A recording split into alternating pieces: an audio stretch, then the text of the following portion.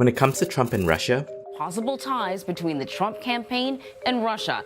it's easy to feel numb to the details. George Papadopoulos, Roger Stone, Cohen has been Paul Manafort, Don Jr. And every time we hear Trump respond, Never any collusion. Russian collusion hoax, because there was no collusion. but no matter how many times Trump says this, here's what we can't lose track of. We now have evidence of 3 major connections between the Trump campaign and Russia. We know that people working for Trump were willing to work with Russia to help him. And it's possible they broke the law to do so. Here's how we know. FBI Special Counsel Robert Mueller has tied several top Trump officials to Russia. So let's try to organize them. We can do so with 3 specific categories. The first is a category we'll call shady connections.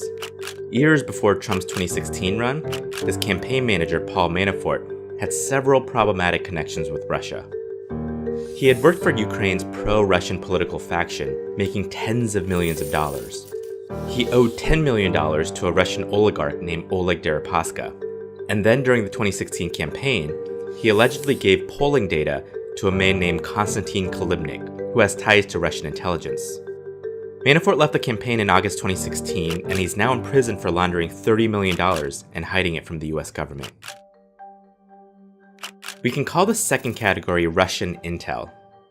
During the campaign, several Trump staffers, including his son, worked with Russians to get dirt on top Democrats. Donald Trump Jr. and Jared Kushner, Trump's son-in-law and senior advisor, attended a meeting in Trump Tower with a Russian lawyer named Natalia Veselnitskaya, who promised documents and information from the Russian government that would reveal dirt on Hillary Clinton. Meanwhile, hackers working for the Russian government stole emails from the Clinton campaign and other top Democrats. Trump's foreign policy advisor, George Papadopoulos, heard about these emails and tried to arrange a meeting between Trump and Russian President Vladimir Putin. Eventually, the hackers gave the emails to WikiLeaks, and Trump's campaign advisor, Roger Stone, reached out to WikiLeaks to find out more about the hacked emails. Papadopoulos lied to the FBI about the emails and was sentenced to 14 days in prison. Stone lied to Congress about the emails and was arrested. The third and final category is the Moscow deal. While Trump was complimenting Putin on the campaign trail, If our country got along with Russia, that would be a great thing. What, he called me a genius? I'm going to disavow it? Are you crazy? And I hope he likes me.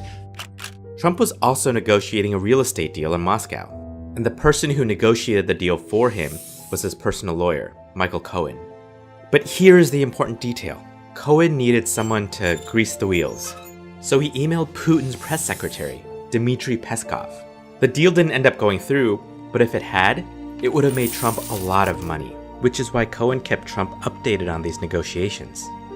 But now, Cohen is going to prison for, among other things, lying to Congress about Russia. So when we zoom out, we can see the 3 major connections the Trump campaign had to Russia while Trump was running for president. His top campaign official had close ties to people who worked for or with the Russian government. Several members of his campaign, including his son, were open to receiving dirt from people who worked for the Russian government to improve Trump's chances at winning the election. All the while, Trump's personal lawyer was trying to close a lucrative deal for him in Russia with the help of a top Putin official. We don't know how much President Trump knew about each of these conversations, or whether any of them crossed the line into outright criminality. But even from what we see here, we can see that Russia and ultimately Putin was willing to help Trump make more money and win the White House.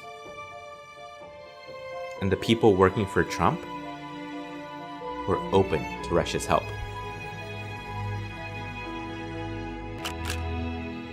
We've started this paid membership program called Vox Video Lab.